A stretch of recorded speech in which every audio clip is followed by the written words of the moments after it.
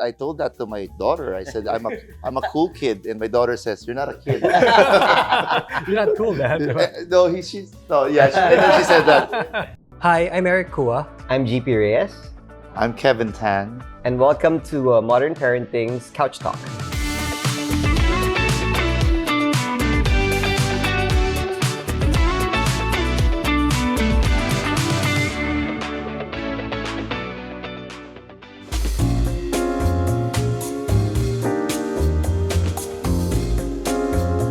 Well, we've grown up. We don't drive fast anymore, diba?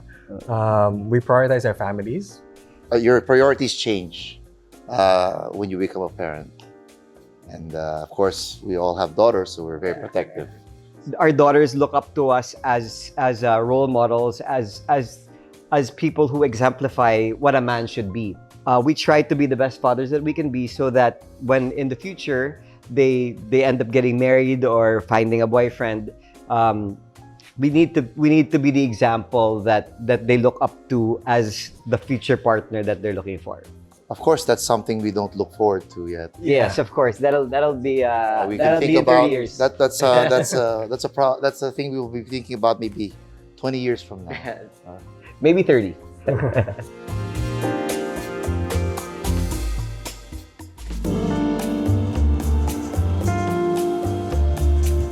For me, it was great because parang I had someone to share notes with. I remember going to Kevin's house with my newborn, and then Katie was also newborn, and we were the first in the Mercado to actually have kids, and you know, having someone to compare notes with, ask advice from, it was very comforting for me. Well, having a child is really life-changing.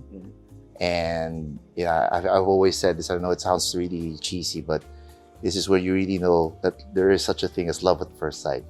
When you first see your daughter, you hold them. It's truly a wonderful experience. Of course, you know, when we had our daughters, we were not nearly prepared, or no one can really prepare you for that. So you kind of learn as you go along. You know, how to raise your children, your kids. So it's a continuous learning process, actually, and we're glad that we have each other to ask. We're glad that we have the perfect wives that actually know better than us, and actually you can say what you want to say about the advent of the internet and, you know, YouTube and vlogs, but it also helps that there's that resource which we never had before. So we're actually very blessed that we have each other to consult and to share experiences with, especially since our kids are all the same age.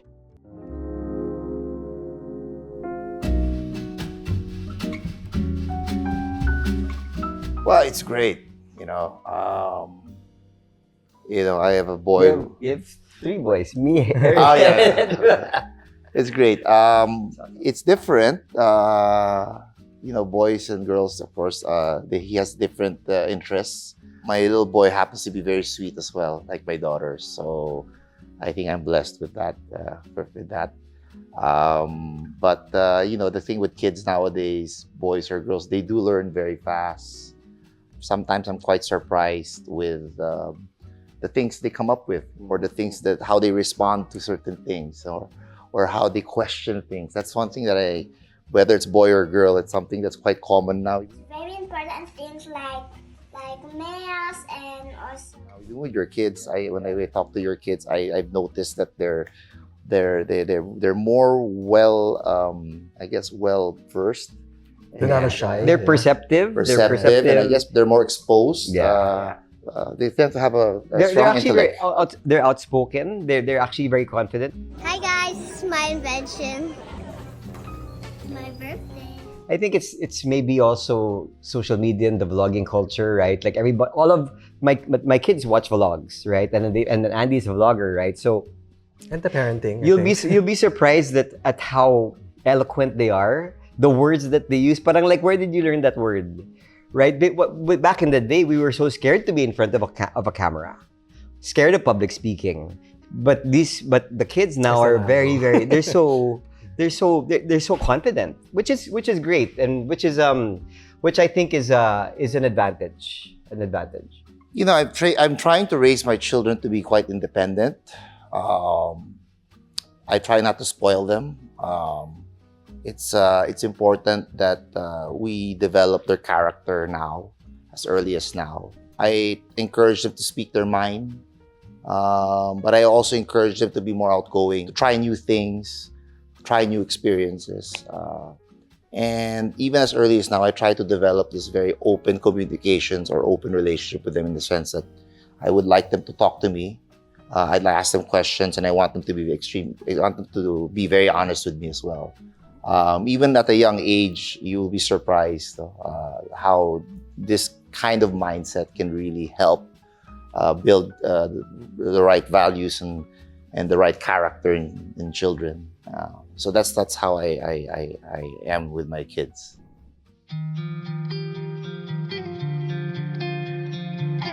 Okay, of course, when we first found out and the time we had to do her first surgery, of course, this was like the hardest thing I've ever had to go through in my life, right? For me and my wife, Jam. So parang we went abroad, we did surgery, and then thank God, everything went well. So she's doing much better now. Of course, she needs a bit more focus and care, but she's such a blessing, and we're so happy with her.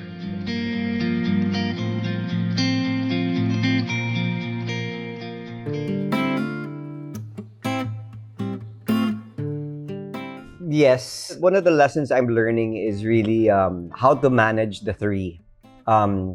Because when you have two, it's kind of easier. But when you have three, there's the middle child syndrome thing, right? So Amelia is that now. So it's because for a long time, all he had was the star at for 4 years. Then Amelia came, and then Ollie was old enough to actually understand na parang she has a baby sister. Amelia now is parang like sometimes acts like a baby because she wants to get the attention, because Ollie had the attention, and then now the youngest gets the attention. So for me, it's managing the egos of all three, making sure that everybody gets their own attention, and making sure that everybody gets their own time. So for me, parang once a week, I pick up Olivia from school and we have a date. Then I pick up Amelia from school and then we have a date. Lucia, I can't really have a date with her yet because she's just breastfeeding, right? But my goal is to give each one equal importance. They all have very, very distinct personalities. This is the goal for each kid. When you turn 10, I want you to present to me a country that you want to go to, give me the reasons why, and then we'll go on a date to that country. So Ollie, now her thing is Korea. So I told her, tell me why you want to go, give me the 10 reasons. And then it's gonna be parang a daddy-daughter trip. And then I'm gonna give her a budget. I'm gonna say, this is the budget for today. I want you to budget saan tayo kakain. You choose, you tell me the attractions you want to go to, so that they create a present. Because Ollie now can do like Canva, and they're so good now. Like she can do Canva and PowerPoint. So I told her, give me a PowerPoint presentation on the country that you want to go to. If you succeed, then we go. So that's at 10, I'm gonna do that for each kid. So GP, are you planning to have one more child? Actually, about 4 or 5 months ago, parang Andy was like, I'm feeling this, and for me, I'm turning 50 in November, so it's already like I'm done. I'm really done, right? I actually said I was done with Amelia. Let's see after 1 year. and then actually every 4 years I have a kid, di ba? So 4 year yung gap nila. I'm really not ready, and I'm okay with 3 girls. But I have a feeling if I have a fourth, it'll be another girl, which is okay also. But from now till then, I'm gonna just make sure that to be more careful. Let's not expound on how that is. We're open, but I'm also happy now with two. But we're open. Yeah, I mean, of course, if God blesses us with one more, but I think I'm already too old.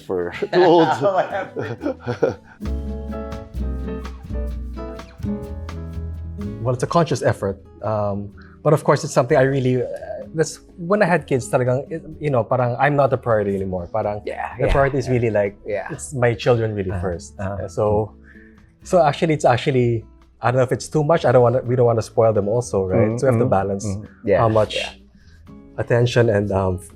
I think for me, during the pandemic, it became even more pronounced, spending, because we had no choice but to spend quality time with our children and with our families. We were stuck there for 2 years. That being said, it also allowed us to see that you can recalibrate work and family time because of technology like Zoom, and then that you can actually work from wherever you are. It allows you to be able to spend a lot more time with family. Also, I think because we were stuck in the pandemic, it made us have a thirst for travel more. Me and Andy, we try to travel as much as we can because we were stuck at home for 2 years. So those vacations for me balances out the work. We take vacations. That's when we spend time with family. No yaya, really bond with each other, and that's how I prioritize my family by traveling. For me, I think it's really making a conscious effort to, of course, we all have to work, but making a conscious effort to try to make it home early, try to make it home before they go to sleep, try to see them before they go to school, and then of course weekends. Weekends are the most important time for family. So before we would go out with our friends, that has basically that has changed. Weekends are now for family time, and of course travel. Like you said, travel is such an important thing. It's important that you build memories with your children, especially at a young age and their young formative years, because those are the memories they take with them, and and these are the memories that form their values as well. So I think it's such an important thing for you to spend to have that balance now between work and really family time.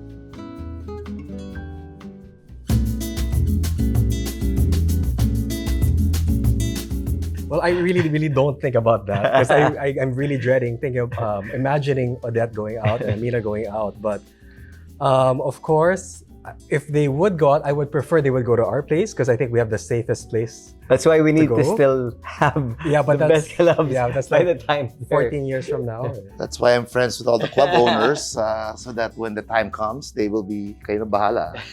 Actually, when Andy goes to the club, she'll always tell me, I have a ladies' night out. So what I do is I call the bouncers and I call the security, and then Andy will call me and say, what the hell kind of club night did you put me in? Because all I see is the bouncers surrounding the table. So basically, that's what's gonna happen when Katie and Odette and Ollie start going to the club. They won't see the club. They'll just see a shield of bouncers. Hopefully, we'll still be part of the club scene. Also, maybe as the owners of the club, maybe you can ban our children from playing in the club. Of course, to our Of course. Not to other kids, but to my kids. Yeah. Well, I told that to my daughter. I said, I'm a cool kid, and my daughter says, "You're not a kid." You're not cool, man. And then she said that, "You're not cool." That's how kids are today. Right now, because most of my classmates from college and high school, their kids are 22 and 24, ganyan. So they all are going to the clubs now. For those kids, I'm the cool dad. I'm the cool tito. They all love me right now. So because they're like, get me into clubhouse, ganyan, diba? But important for me, it's important to be a cool dad to our kids, and because we want to be their best friends. It's important for them to never lie to us, to always feel like they can confide in us, right?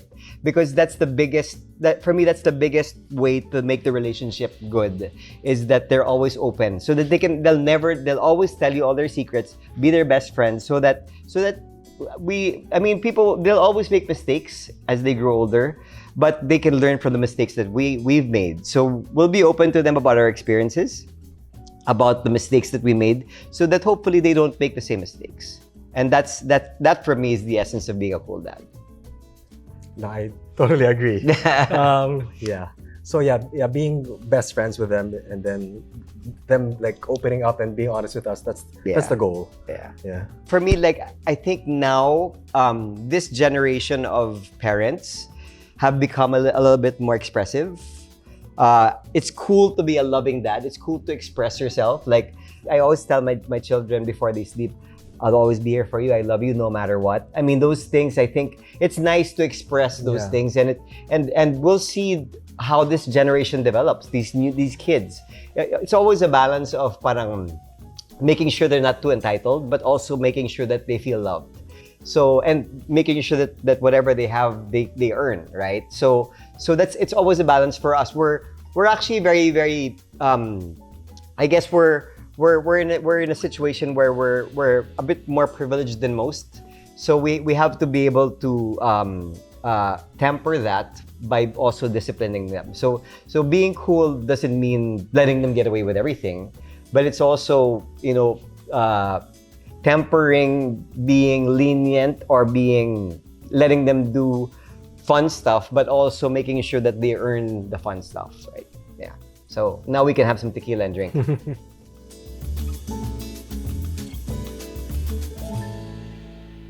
Well, I'm Eric.